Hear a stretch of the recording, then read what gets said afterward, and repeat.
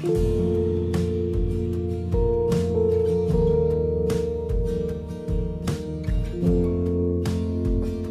many of y'all been there? What place is that? Grand Canyon? Oh, Grandfather Mountain. Grandfather. I know what you said. I just had to say that. It's our family has been there many times, and our youth and college and career have gone there as well. It's such a beautiful place.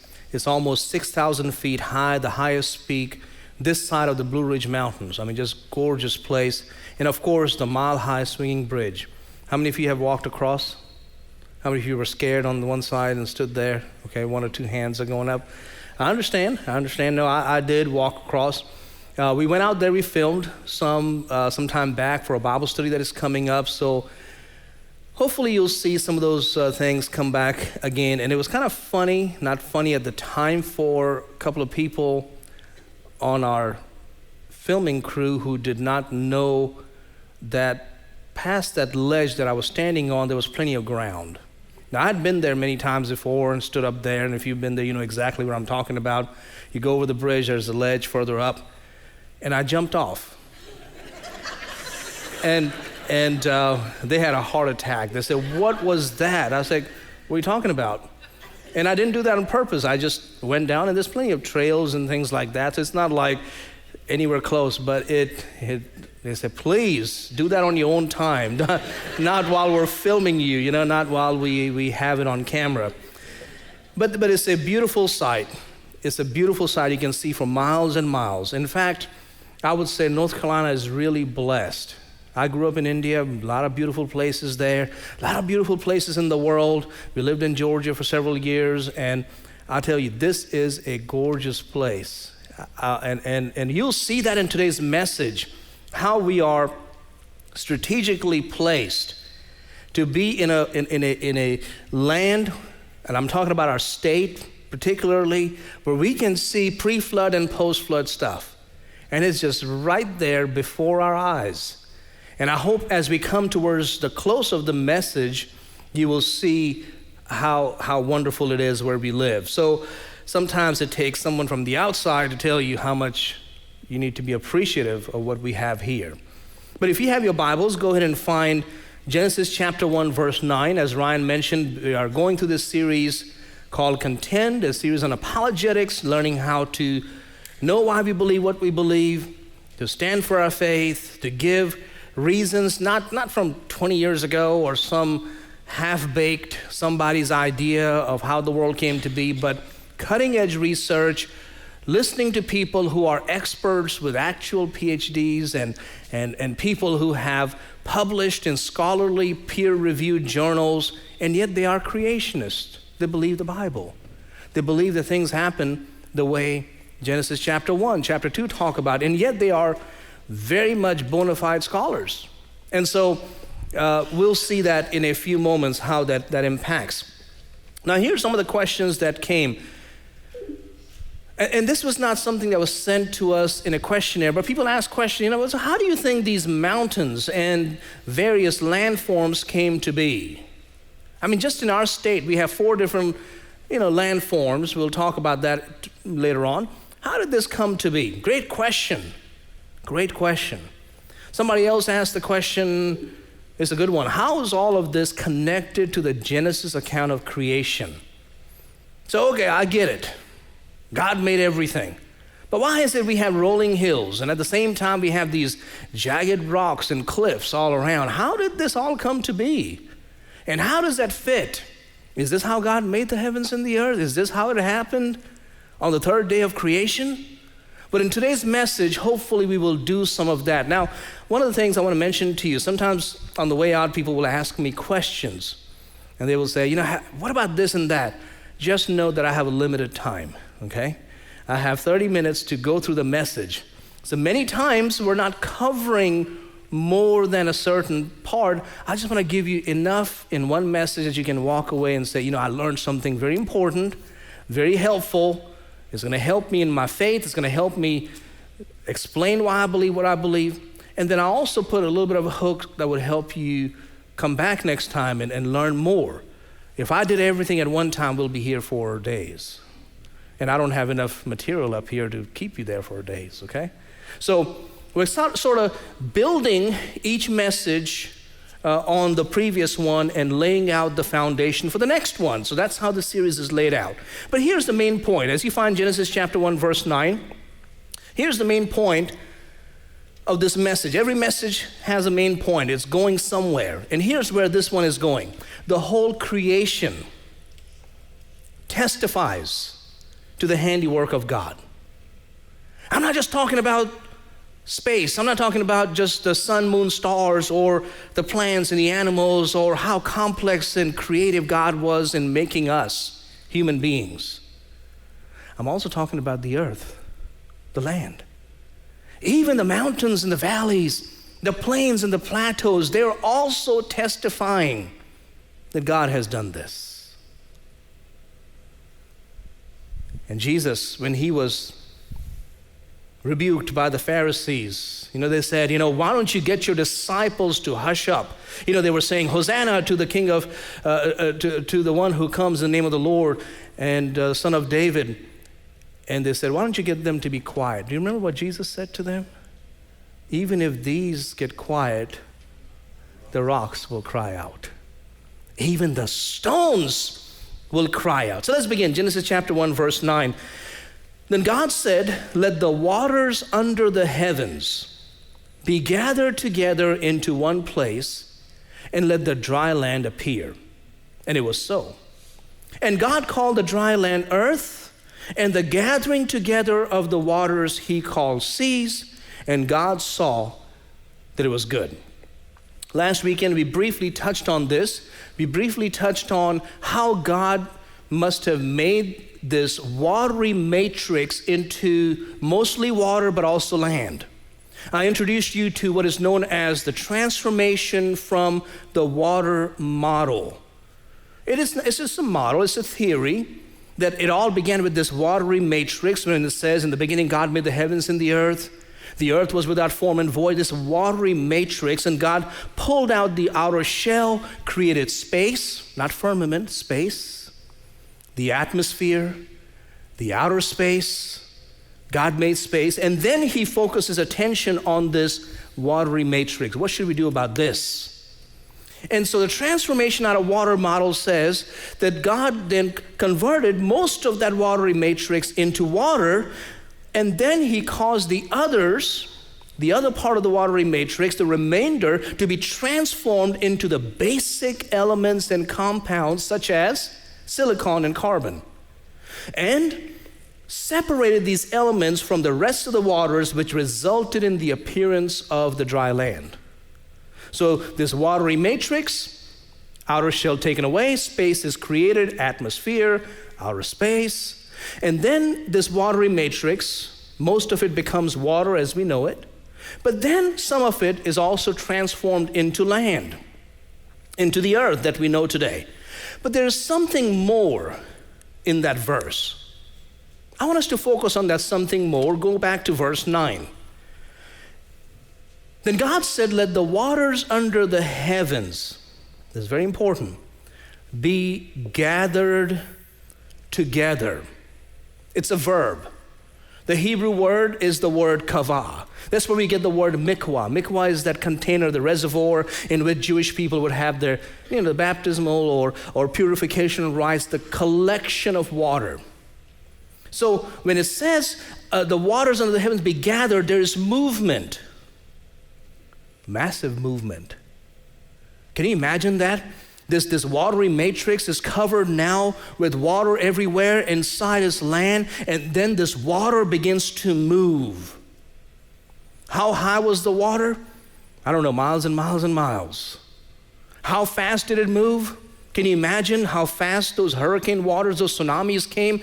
Just multiply that, billions of times. That's how massive this movement was of waters gathering together where? It's very important, into one place. Boy, it's moving. It's coming from those subterranean cavities. It's rising up really fast like geysers. Have you seen those, people digging for oil? And when they hit oil, what happens? Beverly Hillbillies. Remember that?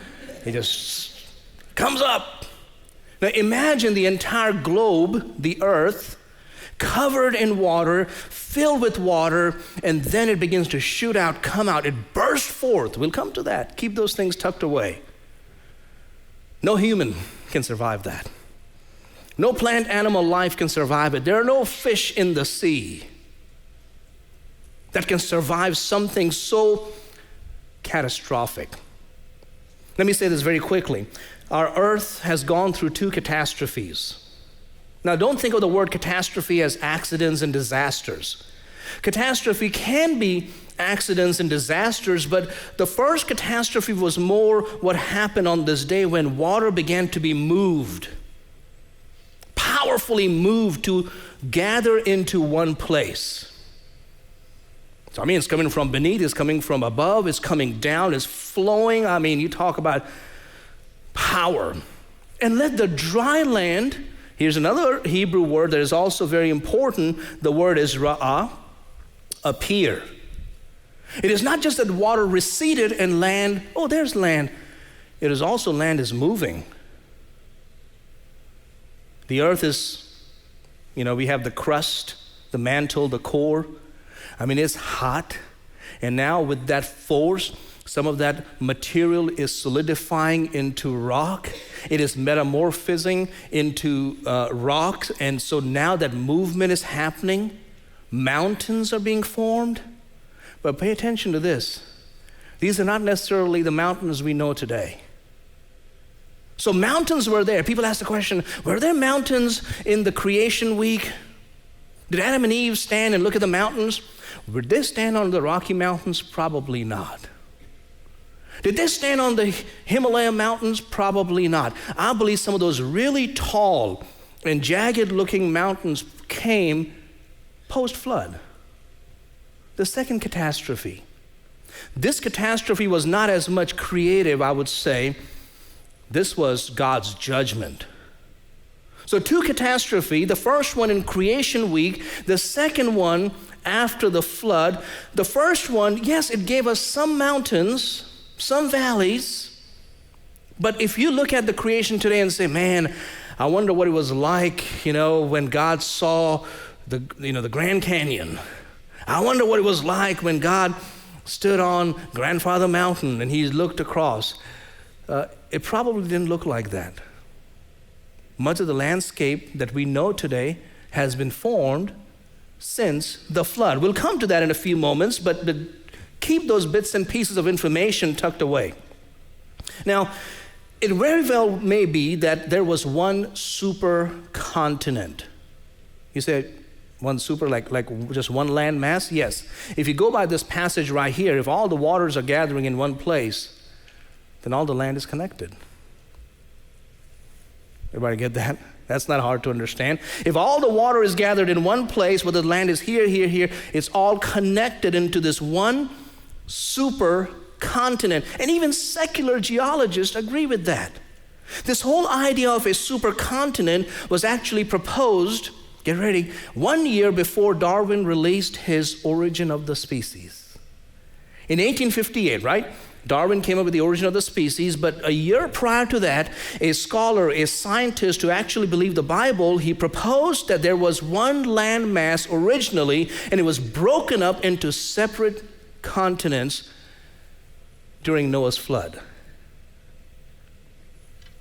Now, people didn't pay attention to him because when he said that, they said, we believe that the present is the key to the past. So if you look at how rocks are made, remember that a couple of messages ago? How little hills become mountains? Oh, that's millions of years. That's not possible. So nobody paid attention to him. And then another scholar came, and his name was Alfred Wegener. He came somewhere at the end of the 19th into the 20th century. And Wegener claimed that yes, when you look at these continents and you bring them together as a jigsaw puzzle, they all fit.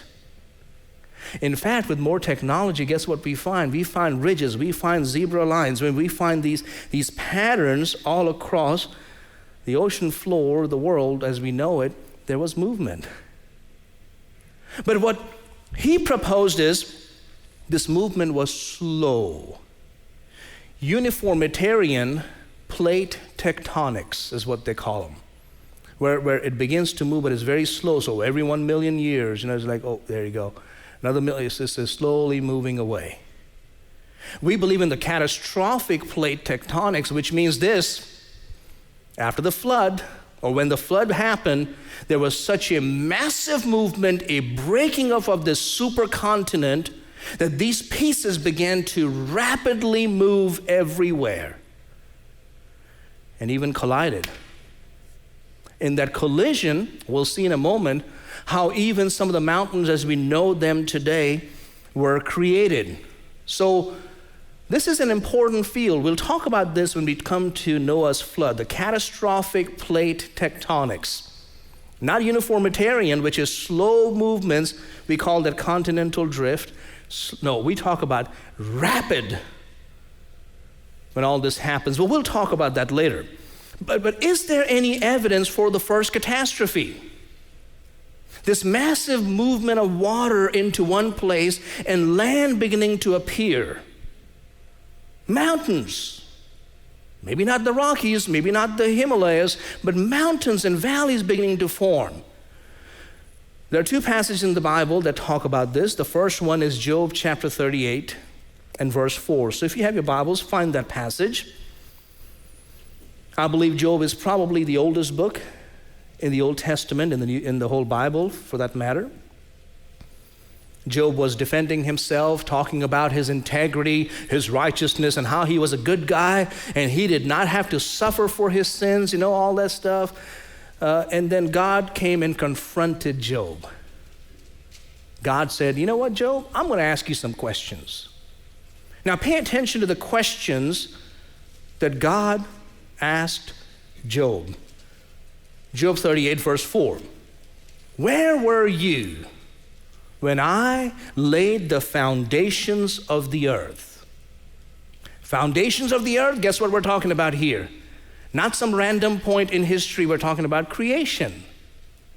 That should give you the clue that what God is talking about and questioning Job has to do with creation week.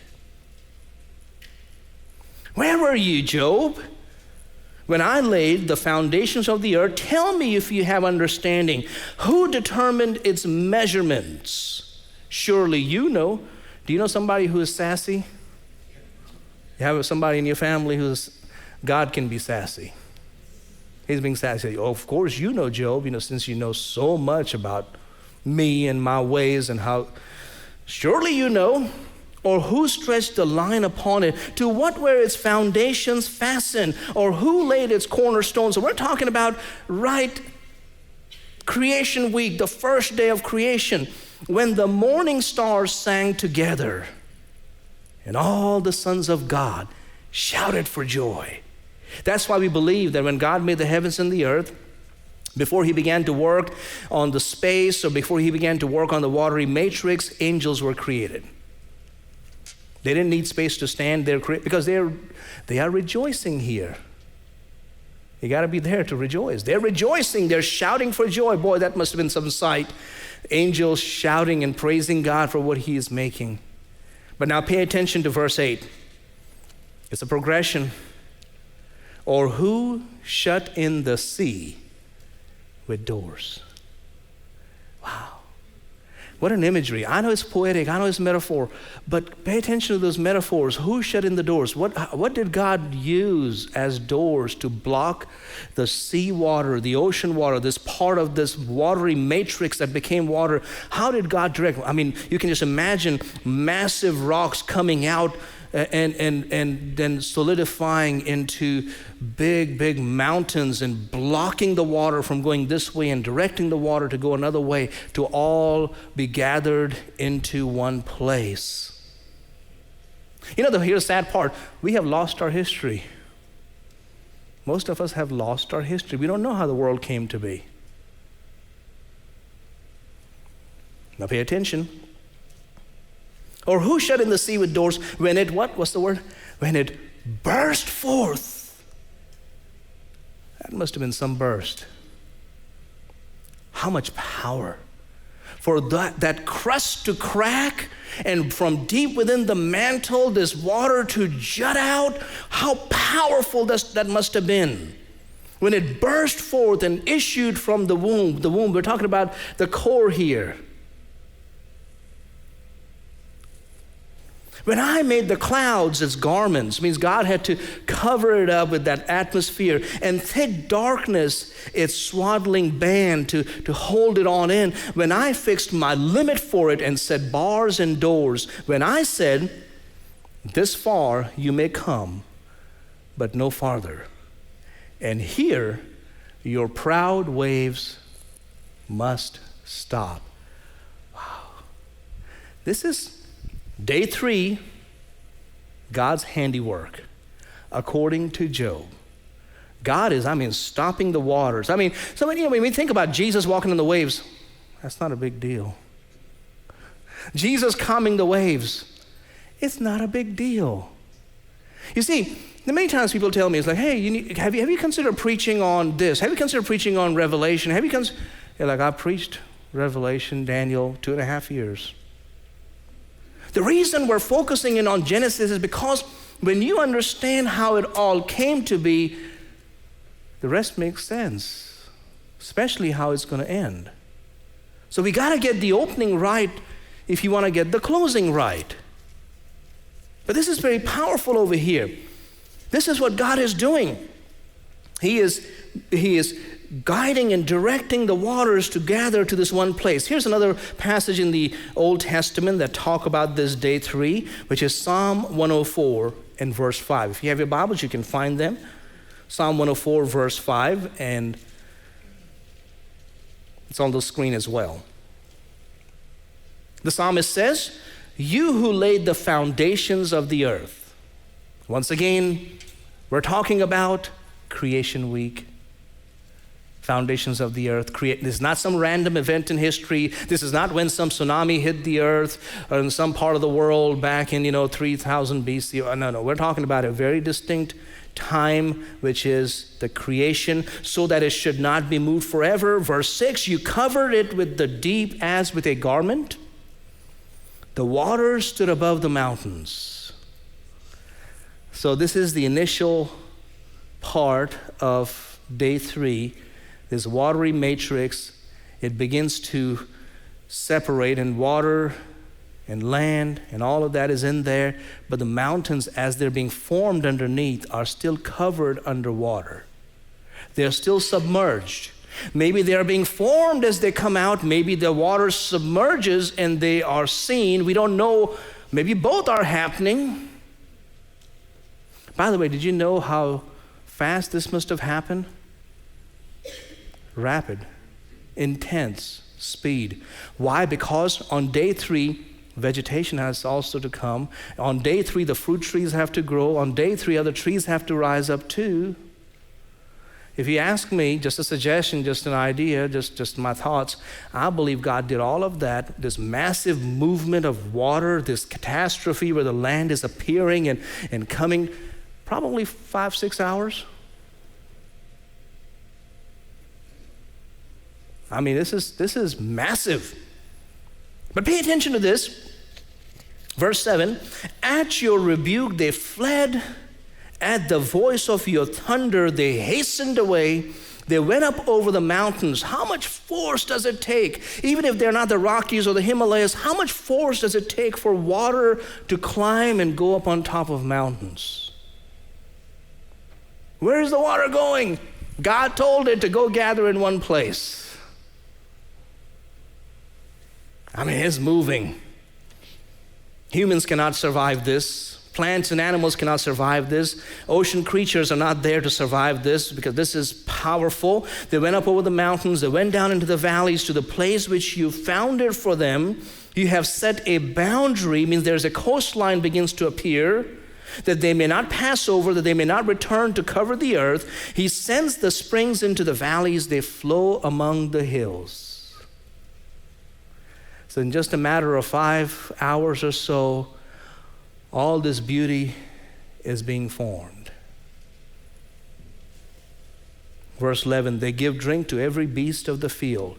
Now God explains, what is the purpose of all this? The separation of the water into one place, the appearance of the land beginning to form.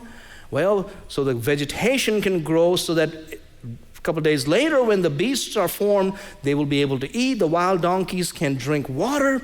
Verse 12, by them the birds of the heavens have their home, because if dry land doesn't appear, birds cannot land. You see, everything is just perfectly laid out. He waters the hills from his upper chambers. The earth is satisfied with the fruit of your works. He causes the grass to grow for the cattle and vegetation for the service of man, that he may bring forth food from the earth. The reason I'm reading all this for you is to help you realize we just read that verse and move past so quickly, when actually massive movement is taking place and the earth is taking shape. The question, is often asked, so did God stand on top of Grandfather Mountain and see and, the beauty of the valleys of the Piedmont? It probably didn't look like what we see today. The world has changed. The mountains, the valleys that we see today are not the same that were on the creation week. Maybe some vestiges are there, but they were not laid out the way they are today. How do we know that? Listen to this passage, 2 Peter chapter 3 and verse 5. I introduced this verse last time to talk about how God made everything out of that water, transformation out of water model. But pay attention to verse 5. For this they willfully forget that by the word of God the heavens were of old, and the earth standing out of water and in the water. We focused on this last time. But let's look at the next verse that applies to our passage today. By which the world that then existed perished. The world that Noah saw with his eyes does not exist anymore. There are vestiges, there are evidences, but it's not laid out the way we think, oh man, I wonder what, the Grand Canyon, no, it's very different. That world perished, being flooded with water. It was destroyed after the flood. So this is the catastrophe. That the first one is the one that helped form some of those mountains, and it had some erosion and sedimentation and deposition. But the second one came along, Noah's flood, the second catastrophe, and really reworked things. And that's what we see today. Now we began with a glimpse of Grandfather Mountain. There's a reason for that, because we'll talk about that for a few moments. Grandfather Mountain, coming off the Piedmont. In fact, let's look at it for a moment. We live in a beautiful state, by the way, right? Amen to that beautiful state. I mean, we have everything here. We have the outer coastal plain, and we can go to the beach. We have the inner coastal plain. Then we have the Piedmont. Piedmont means what? Foot of the mountains. You and I, we live in the Piedmont. Vance County is somewhere sitting here, the Piedmont. And then we have the Blue Ridge, which is this way, towards the edge.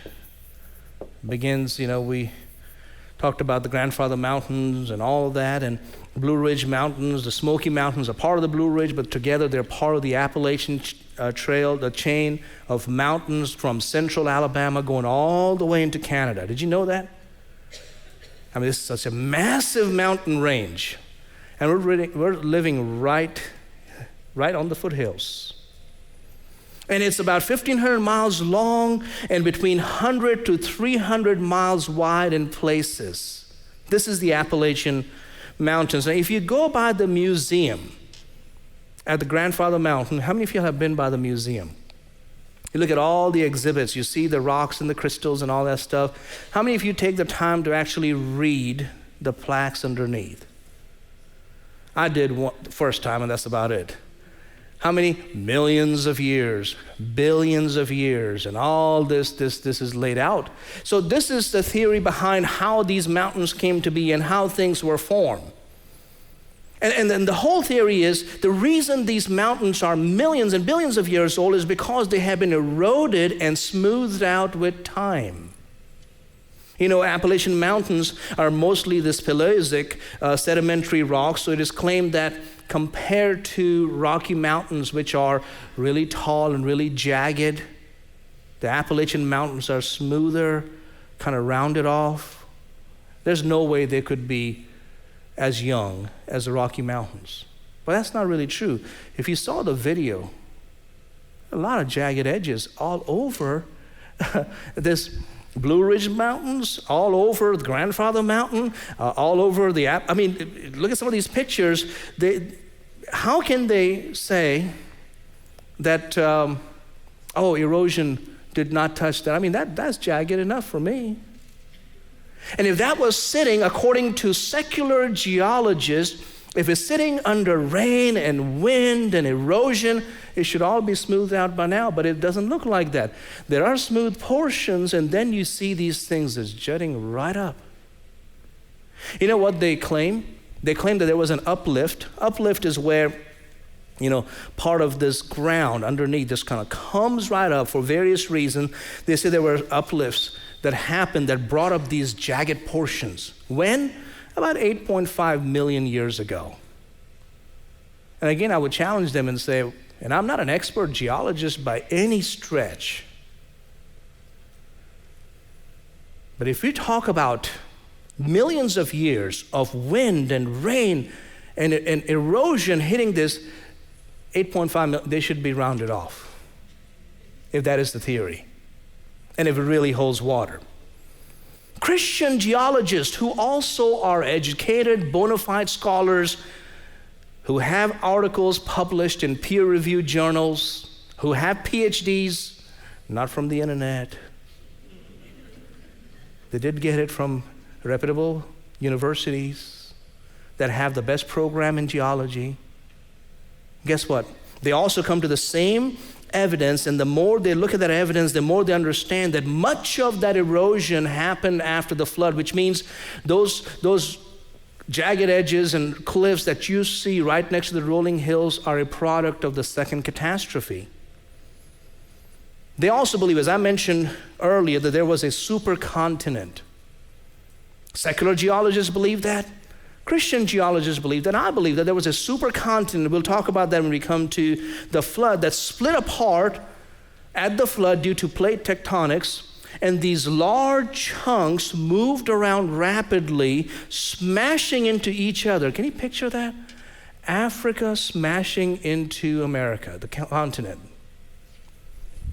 Much of what you see, because we're sitting in a very ideal place, is part of the ripple that came when this continent came and smashed into the side over here, climbing this way, causing what may be some mountains that were pre-flood, but making and constructing new mountains post-flood out of this impact. And keep in mind, this is not just Christian geologists who have 10 rocks in their bag and let's talk about it. These are actually very reputable people who explain this far better than I can do. That when this impact happened, when these continents collided, it's not like they just went like this, boom, moved away. It was almost like it took a month for them to finally come back. Can you imagine the force with which it must have hit our coastline over here, and for all this to ripple and come all the way up? Now pay attention to this. According to these geologists, and I'm talking about the Christian experts, the Appalachian is made from mostly sandstone, a sedimentary rock, and this was changed under intense pressure when the continents collided. Some places the pressure was more intense than the others, but you can see the impact from the continents colliding in the ridges all around. So when you and I go to the mountains, I know we're looking at the leaves. I get it. By the way, why do we look at the leaves? They're dying. But anyways, but when they come together, look at those ridges. They're a product of this impact that is taking place. And the lower level of rocks, the bedrock, which was metamorphosed because of the molten material from below that came up and hardened. This is pre-flood. This is the creation week rocks. They were pushed up when the continents collided. This was after the flood, or during the flood, and that's why you can see the lower level also right there. So you have this new set of mountains, but you also see these basement or these base rocks coming up. Now, when you and I go to the mountains, we're not focused on that. And honestly, I'm just learning this. I'm not looking for these. But a person who is an expert, a person who lives to study rocks, a person like Dr. Andrew Snelling, I have many of his books. When they go to places like this, they can see all around the impact of the first and the second catastrophe. They can see things.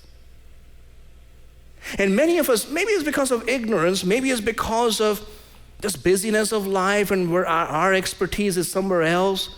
We don't know. And yet all around us, this is there. I want to share with you from Dr. Snelling's trip to the Smoky Mountains. How many of you have heard of the Cades Cove? Many of y'all have gone there, okay, all right. The most popular destination in the park. It is a beautiful valley with historic log cabins and barns and all of that. But did you know that the valley floor consists of limestone formed during the flood, which is now deeply weathered? One of the few locations flood deposits are actually exposed. I didn't know that. The surrounding hills, now this is where it gets interesting. The surrounding hills are made up of pre-flood rocks, and you have to look for the gray, coarse sandstone, which was pushed up when Africa rammed into North America during the flood. Now, we're all around them, and yet we're unaware. It's all there. Pre-flood and post-flood evidence. Newfound Gap. How many of you have been to Newfound Gap?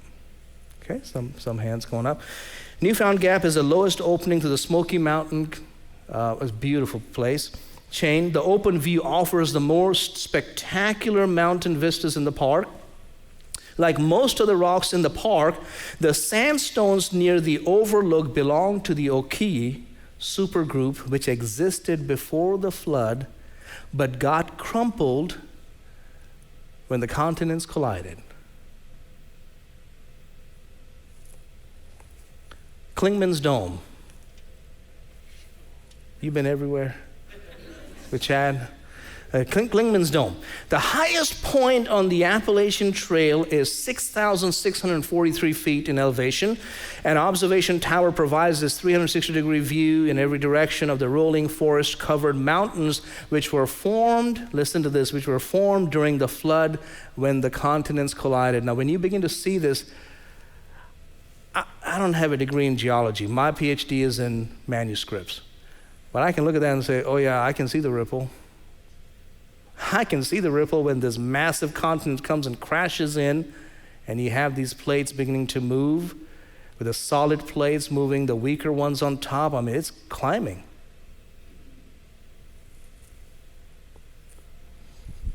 Pay attention to this. Is they look for gray rocks with coarse white grains around the parking lot. Now, when I get to a parking lot, I'm looking for a spot. I'm looking for a trash can. I'm not looking for rocks.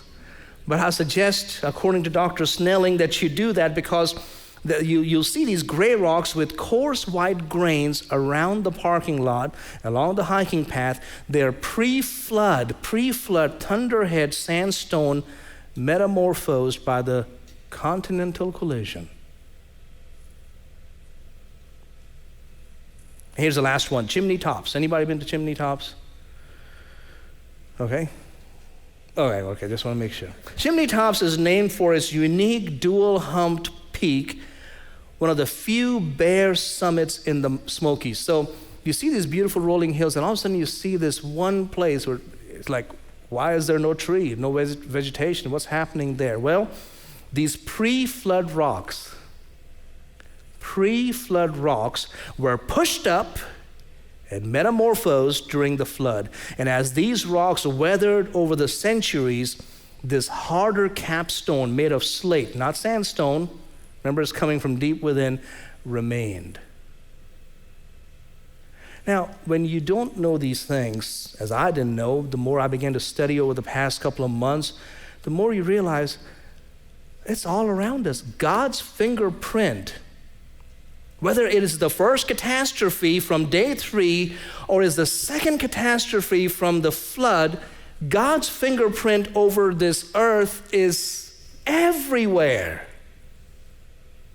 And in fact, listen to Job chapter 12, verse 7. This is very powerful. Job chapter 12, verse 7. But now ask the beasts, and they will teach you. Go talk to your animals. Where is God? I don't see God. How can all this happen? And God, maybe talk to Rover, whatever your dog's name is. And they will teach you. And the birds of the air, and they will tell you. Love this. Or speak to the earth, and it will teach you. And the fish of the sea will explain to you. And what will they explain? What will the animals and the birds and the earth and the fish teach you? When who among all these does not know that the hand of the Lord has done this? The whole creation, the ground that you and I are walking on, is testifying to the truth of this book, is testifying to the creation of God, is also testifying to the judgment that followed in the time of Noah. It's all around us. And amazingly, compared to other people in the world, we are so strategically placed that we can actually see, because when that happened, when this massive movement took place, go back to this map right here, when these ocean waves of water began to come as these continents just slammed against each other, can you imagine all that wall of water coming in, depositing all that clay? Are y'all tired of all the clay around here? I'm not even a geologist, go figure that. But I can figure that one out. Dig a little bit and you'll hit rock. And then that's clay, nothing grows except for pottery, and I don't like to make pottery. Where's it coming from? It's all the deposition. So when it moves away, this massive ocean water, as the continents begin to slide away, much of that water begins to move out, begins to erode, and experts can see those traces as well. We can, I don't know enough, but I can see that. But it also deposits those sediments all over the Piedmont and a little bit over the coastal plain and moving out into the ocean. We're living smack in the middle of both the first and the second catastrophes. What's the point of all this? Is it just to tell you that God made the heavens and the earth? Is it just to tell you that the earth gives evidence for the 2 major events? No, it's more than that. It's to tell you there is a God, and He is very much involved in this creation. If He cares about that rock lying in that parking lot, if He cares about these mountains, if He cares about these inanimate objects, He cares about you. He cares about me. He knows what you're going through. He knows what's happening in your marriage. He knows what's happening with your children. He knows what's happening inside of you. But if you cry out to Him, if you truly put aside all your bitterness, anger, frustration, and just say, God, help me, He will answer. He will answer. If He cares about those, lilies covering the fields, He cares about you. Sometimes we have the idea that people who are godly don't have any problem, or people who are working for the Lord don't have any problem, or Pastor Shah has no problem. I have plenty of problems. But I also know that I have a God who intensely cares for me enough to give his son to die on the cross. And no matter what I go through, no matter how intense it gets, no matter how cataclysmic it gets, if he cared about this land, this earth, he cares about me. And all I have to do is call on him. And you know what he gives me? He doesn't get me out of the valleys. He doesn't remove the problem. He gives me grace. Grace. Grace is God's goodness, God's love, God's mercy, God's compassion. The sense of knowing that it will be okay. That God will take even this turmoil, even this plate tectonic in my life to work something beautiful. When I go to the Smoky Mountains, when I go to Pigeon Forge, I've done weddings over there, I'm not looking at, man, good grief, what a flood came through here. I'm looking at, wow, God, this is so beautiful. So whatever the plate tectonic is in your life, if you invite God to take over, he will make such a beautiful scenery that you will look back and say, God, thank you for even this. Thank you for even this. And if you do not know Jesus Christ as your Lord and Savior, keep in mind, he created all this. The first catastrophe was his hand. The second was also his hand. He's the one who came and closed that window for Noah. He will take care of you in your flood. Would you rise together?